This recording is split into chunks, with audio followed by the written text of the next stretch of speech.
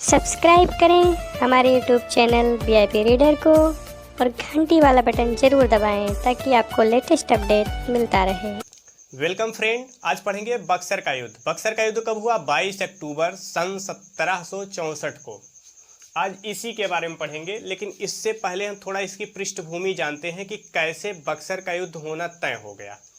तो इसके पिछले हम प्लासी के युद्ध में देखे थे कि किस तरह से सिराजुद्दौला पराजित हुआ और मीर जाफर जो है बंगाल का नवाब बना।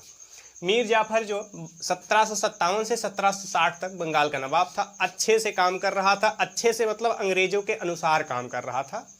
देश के हित के लिए कुछ नहीं, अंग्रेजों के लिए बहुत कुछ कर रहा था। इसलिए इसे लॉर्ड करायू का गधा या लॉर्ड करायू का गीदड़ भी कहा जाता था। जब इसको अंग्रेजों की शोषणवादी नीति समझ में आई तो ये अंग्रेजों के विरुद्ध कुछ कार्यवाही करने को सोचा, और इस बात का पता अंग्रेजों में चल गया। जैसे ही ये सोचने लगा कि अंग्रेज हमारा बहुत शोषण कर रहे हैं, इनके विरुद्ध कुछ काम करना चाहिए, इस बात का पता तुरंत अंग्रेजों को चल गया। और किसको पता चला? हालबेल को। किसको पता चला? हालबेल। हालबेल कौन था? कार्यवाहक गवर्नर था। कार्यवाहक गवर्नर था। अब जब बात हालबेल को पता चली तो ये अस्थाई गवर्नर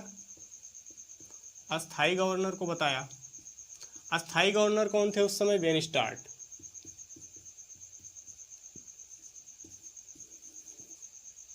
वेनिस्टार्ट को जब इस बात का पता चल गया कि मीर जाफर तो हमारा ही बनाया हुआ नवाब और हमारे ही खिलाफ जो है कार्यवाही करने के लिए सोच रहा है, ये नाराज हुआ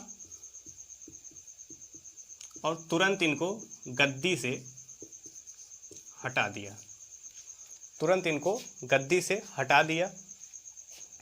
गद्दी से हटाने के बाद इसने क्या किया? मीर कासिम नाम के एक व्यक्ति को नवाब बनाया। अब थोड़ा सा हम जान लेते हैं मीर कासिम नवाब बना, कब बना, कौन था, कैसा था। मीर कासिम 1760 में मीर जाफर के हटने के बाद बंगाल का नवाब बना और 1763 तक बंगाल का नवाब था। मीर कासिम 1760 से 1763। जब मीर जाफर हटा तो मीर कासिम बंगाल का नवाब बना। यह बहुत योग्य शासक था। इसे सारी बातें अंग्रेजों के बारे में पता थी कि अंग्रेज शोषणवादी नीति अपनाते हैं और जो है नवाबों का शोषण करते हैं। तो इसने जो है कुछ अच्छे काम करना शुरू किए। कौन कौन से काम शुरू किया? सबसे पहला काम इसने क्या किया कि राजधानी को ही ट्रांसफ़र कर दिया कि यहाँ राजधानी ही नहीं रहेगी तो बहुत ज़्यादा काम कर नहीं पाएंगे। राजधानी उस समय कहाँ थी? मुर्शिदाबाद। मुर्शिदाबाद कहाँ पड़ता है? बंगाल में। बंगाल से ट्रांसफ़र किया कहाँ? मुंगेर कहाँ पड़ता है? बिहार। बिहार में ट्रांसफ़र कर दिया। दूसरा काम ये किया कि यूरोपीय तर्ज पर सेना रखने लगा। यूरोपीय तर्ज पर सेना रखने का मतलब कि जिस तरह से सैनिक यूरोप रखेंगे उसी तरह से सैनिक नवाब के पास भी होंगे, ताकि अगर कभी बाद में ऐसी स्थिति आए कि हमें अंग्रेजों से लड़ना पड़े तो हम सक्षम रहें। अच्छा काम करता था ये। दूसरा सबसे योग्य शासक था ये। अली वर्दी खां के बाद सबसे योग्य शासक मीर कासिम ही था। तीसरा काम इसने क्या किया कि बंदूक बनाने वाले कारखानों को शुरू कराया। बंदूक बनाने वाले या बंदूक कारखानों को शुरू करा दिया।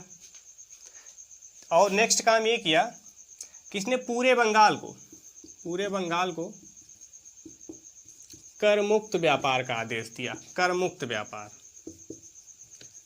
व्यापार का मतलब कि पहले जब अंग्रेज व्यापार करते थे तो इन्हें टैक्स नहीं लगता था, लेकिन और कोई व्यापार करने आता था बंगाल में तो उसको टैक्स देना पड़ता था। इसने सबके लिए टैक्स फ्री कर दिया कि चाहे जो व्यापार करे। अब जब चाहे जो आके व्यापार करने लगे तो अंग्रेजों का व्यापार जो है कम हो गया। इन सभी बातों से अंग्रेज हुए नाराज कि इसको तो हमने नवाब बनाया था, ये हमारे अनुसार काम कर नहीं रहा, इसको हटाना चाहिए। और इसको हटाए भी। इसको हटाकर फिर से मीर जाफर को लाए। कब? मीर जाफर फिर से आया 1763 में। 1763 में आया और 1765 तक था। 1765 तक था और 1765 तक ये मीर जाफर था। इसी के समय में 1764 में 22 अक्टूबर को बक्सर का युद्ध हुआ। 22 अक्टूबर को बक्सर का युद्ध हुआ। अब देखते हैं बक्सर के युद्ध की पृष्ठभूमि कैसे तैयार हुई। तो पृष्ठभूमि का मेन कारण यह था कि मीर कासिम को जब गद्दी से हटाया गया तो ये अंग्रेजों से यह हुआ नाराज और पहुंच गया दिल्ली शाह आलम द्वितीय मुगल बादशाह के पास। उनसे कहा कि अंग्रेज मनमानी कर रहे हैं, जिसको चाहे उसको राजा बना देते हैं, जिसको चाहे उसको गद्दी से हटा देते हैं। ये कौन सी बात है, ये तो किंग मेकर हो गए हैं, इनको यहाँ से भगाना चाहिए। शाह आलम द्वितीय को ये बात समझ में आई। उन्होंने क्या किया, इसका समर्थन भी दिया, मीर कासिम का समर्थन भी दिया कि हाँ तुम अच्छा बात कह रहे हो, हम तुम्हारा साथ देंगे। उसके बाद जो है शाह आलम द्वितीय को अपने साथ मिलाकर ये तुरंत पहुंचा अवध के नवाब शुजाउद्दौला के पास। अवध के नवाब शुजाउद्दौला के पास गया। शुजाउद्दौला को सारी कहानी सुनाई और शुजाउद्दौला भी इसके साथ हो लिए। अब 3 लोग एक साथ, कौन कौन, मीर कासिम पूर्व बंगाल का नवाब, शुजाउद्दौला अवध का नवाब, शाह आलम द्वितीय मुगल बादशाह, 3 लोग एक साथ हो गए। बक्सर के युद्ध की पृष्ठभूमि तैयार हुई। प्लान ये बनाया गया कि बिहार के बक्सर नामक स्थान पर जो है लड़ाई होगी। अब देखते हैं बक्सर का युद्ध कब हुआ, 22 अक्टूबर 1764। 22-23 भी लिखा होता है। तो स्थान कहाँ था, बिहार का बक्सर, बिहार बक्सर। कौन कौन पक्ष में था, कौन विपक्ष में था, तो एक तरफ थे अंग्रेज और अंग्रेज के साथ ही कौन था, मीर जाफर, क्योंकि मीर कासिम के बाद पुनः जो है मीर जाफर को बंगाल का नवाब बनाए थे अंग्रेज। दूसरी तरफ कौन था, दूसरी तरफ मीर कासिम पहला व्यक्ति। दूसरा व्यक्ति सुजाउद्दौला कौन, अवध का नवाब। तीसरा शाह आलम द्वितीय कौन, मुगल बादशाह। ये 3 लोग एक साथ त्रिगुट बनाए, तीनों की संयुक्त सेनाएं त्रिगुट बनी। और इधर अंग्रेज थे और मीर जाफर था। तो अंग्रेजी सेना का उस समय नेतृत्व कौन कर रहा था, हेक्टर मुनरो। जितने नाम हम लिख रहे हैं आप लोग नाम याद रखा करें, नाम ही परीक्षा में ज़्यादा पूछा जाता है। तो अंग्रेजी सेना का नेतृत्व कौन कर रहा था, हेक्टर मुनरो। और इधर 3 संयुक्त सेनाएं थी। बिहार में बक्सर नामक स्थान पर युद्ध हुआ। और परिणाम ये निकला कि ये सभी हार गए। ये तीनों लोग मीर कासिम, शुजाउद्दौला, शाह आलम द्वितीय गए हार और हेक्टर मुनरो यानी अंग्रेज़ों की हुई विजय। अंग्रेज़ों की ये बहुत बड़ी जीत थी। बहुत बड़ी जीत क्यों थी, क्योंकि एक सबसे समृद्ध प्रांत बंगाल को जीत लिए मीर कासिम। बंगाल का गवर्नर था और मीर जाफर तो उनका गधा था ही, तो उससे कोई मतलब नहीं था। बंगाल को जीत लिए। शुजाउद्दौला हार गए, अपना आत्मसमर्पण कर दिए, अवध को जीत लिए। शाह आलम द्वितीय मुगल बादशाह यानी दिल्ली भी हार गई अंग्रेज़ों से। अब पूरे भारत पर अंग्रेज़ों का कब्जा हो गया। एक तरीके से पूरे भारत पर अंग्रेज़ों का कब्जा हो गया। इसके बाद एक संधि हुई, किसके किसके बीच में, अंग्रेज और शुजाउद्दौला, और दूसरी संधि अंग्रेज और शाह आलम द्वितीय। सबसे पहले शाह आलम द्वितीय यानी मुगल बादशाह और अंग्रेज़ों के मध्य बातचीत हुई, उसे इलाहाबाद की प्रथम संधि कहते हैं। और दूसरी बात जो हुई अंग्रेज और शुजाउद्दौला के मध्य हुई, उसे इलाहाबाद की दूसरी संधि कहते हैं। दोनों संधियों को हम पढ़ेंगे। आइए इसको इरेज करके देखते हैं। इलाहाबाद की संधि, इलाहाबाद की प्रथम संधि, आइए देख लेते हैं।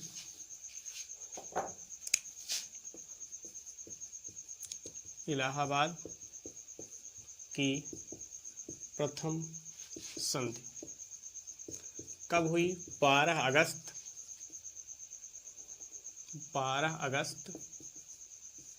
1765 में। 12 अगस्त 1765 किसके किसके बीच में हुई, अंग्रेज तथा शाह आलम द्वितीय यानी मुगल बादशाह। इस संधि पर 3 लोगों के हस्ताक्षर हुए। किसके किसके, शाह आलम द्वितीय, शाह आलम द्वितीय। एक व्यक्ति था नजमुद्दौला। नजमुद्दौला कौन था? नजमुद्दौला, नजमुद्दौला मीर जाफर का पुत्र था। जब मीर जाफर, एक घटना और हुई थी 1765 में, यही मीर जाफर मर गया और उसके पुत्र को अंग्रेजों ने, नजमुद्दौला को, बंगाल का नवाब बना दिया। और तीसरा सिग्नेचर था कलायू का। यानी इलाहाबाद की प्रथम संधि जो अंग्रेज और मुगल बादशाह शाह आलम द्वितीय के मध्य हुई थी, उसमें 3 लोगों के हस्ताक्षर थे। कौन कौन? शाह आलम द्वितीय यानी मुगल बादशाह, नजमुद्दौला वर्तमान बंगाल का नवाब, और लॉर्ड कलायू अंग्रेजों के गवर्नर। इस संधि की कुछ प्रमुख बातें रखी गई, उसको आइए देखते हैं। पहली बात ये थी कि बंगाल, बिहार और उड़ीसा, ये तीनों किसको दिया गया? कंपनी को। कंपनी यानी अंग्रेज को। ये तीनों अंग्रेज को मिला, बंगाल, बिहार और उड़ीसा। दूसरी बात, जो अवध का क्षेत्र था, अवध का क्षेत्र, कड़ा तथा इलाहाबाद, ध्यान रहे कड़ा और इलाहाबाद अवध के क्षेत्र में आता था। इन दोनों क्षेत्रों को अवध के नवाब शुजाउद्दौला से लेकर शाह आलम द्वितीय को दे दिया गया। किसको दे दिया गया? शाह आलम द्वितीय को। कड़ा और इलाहाबाद किसको मिला? मुगल बादशाह को। मुगल बादशाह का मतलब शाह आलम द्वितीय। तीसरा शर्त यह था कि मुगल बादशाह को 26 लाख प्रतिवर्ष वेतन मिलेगा, या पेंशन मान लीजिए, 26 लाख प्रतिवर्ष पेंशन, और 26 लाख ले करके ये चुपचाप बैठे रहेंगे। मतलब इनको 26 लाख मिल जाएगा और अंग्रेजों के काम में इंटरफेयर नहीं करेंगे। ये संधि बहुत जल्दी हो गई। ये संधि बहुत जल्दी हो गई, इतनी जल्दी हुई कि इस पर एक इतिहासकार ने टिप्पणी किया जिनका नाम था गुलाम हुसैन। गुलाम हुसैन, गुलाम हुसैन ने टिप्पणी किया। इन्होंने एक पुस्तक लिखी जिसका ये नाम था सियारुल मुत्खैरिन। इन्होंने इस पुस्तक में ये लिखा कि ये संधि उतनी जल्दी हो गई, यानी इस संधि को होने में उतना ही समय लगा कि जितना समय एक गधे को खरीदने में लगता है। अब कम समय लगेगा ही, क्योंकि मुगल बादशाह गए थे हार, तो अंग्रेज जो जो कहेंगे उनको हाँ हाँ करके ही सहमति ही देना था, तो कम समय लगा। इसलिए जो है गुलाम हुसैन ने इस पर टिप्पणी की कि इस संधि में उतना ही समय लगा जितना कि एक गधे को खरीदने में लगता है। अब हम इसको इरेज करके देखेंगे। इलाहाबाद की दूसरी संधि, इलाहाबाद की द्वितीय संधि, 16 अगस्त 1765। 12 अगस्त को प्रथम संधि हुई, इसके 4 दिन बाद जो है द्वितीय संधि हुई। इलाहाबाद की द्वितीय संधि 16 अगस्त 1765। किसके किसके बीच हुआ?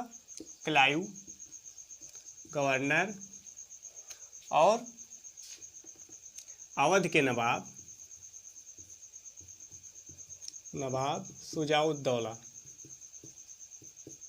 शुजाउद्दौला के बीच। इस संधि की प्रमुख शर्तों को देख लेते हैं। पहली शर्त यह थी कि कड़ा और इलाहाबाद को छोड़कर शेष जो है नवाब को मिल गया।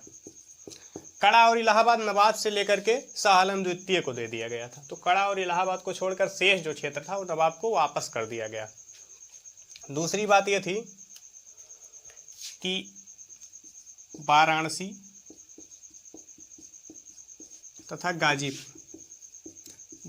तथा गाजीपुर अंग्रेजों के एक आदमी थे बलवंत सिंह, इनको मिला। और ये कहा गया कि यहाँ पर नवाब का ही नाम चलेगा, यानी सत्ता जो है नवाब के हाथ में ही रहेगी, लेकिन देख रेख बलवंत सिंह करेंगे। तीसरी बात यह आई कि सामने कि अवध की सुरक्षा के लिए जो अंग्रेजी सेना होगी यानी ऐसी सेना जो अंग्रेजों के लिए काम करे, उसका खर्च जो है कौन देगा? नवाब देंगे। उसका खर्च नवाब देंगे। अच्छा, ये अंग्रेजी सेना, अवध में अंग्रेजी सेना रखने का मतलब अंग्रेजों का ये था कि इन्हें मराठों से डर था, तो ये मराठों से सुरक्षा के लिए जो है अवध में अपनी सेना रखना चाहते थे। तो इतनी बातें हुई इस इलाहाबाद की द्वितीय संधि में। अच्छा, अब परिणाम ये निकला कि पूरे उत्तर भारत पर लगभग अंग्रेजों का शासन सत्ता हो गया और जो है अंग्रेज अपना व्यापार आगे बढ़ाने लगे। ये वीडियो यहीं तक था। इसके बाद हम देखेंगे बंगाल में द्वैध शासन और कलायु का सुधार। उसके बाद बंगाल खत्म हो जाएगा। एक वीडियो और हमको बंगाल के बारे में देखना है। वीडियो क्रम से ही आती रहेंगी। वीडियो देखने के लिए आप सभी का धन्यवाद।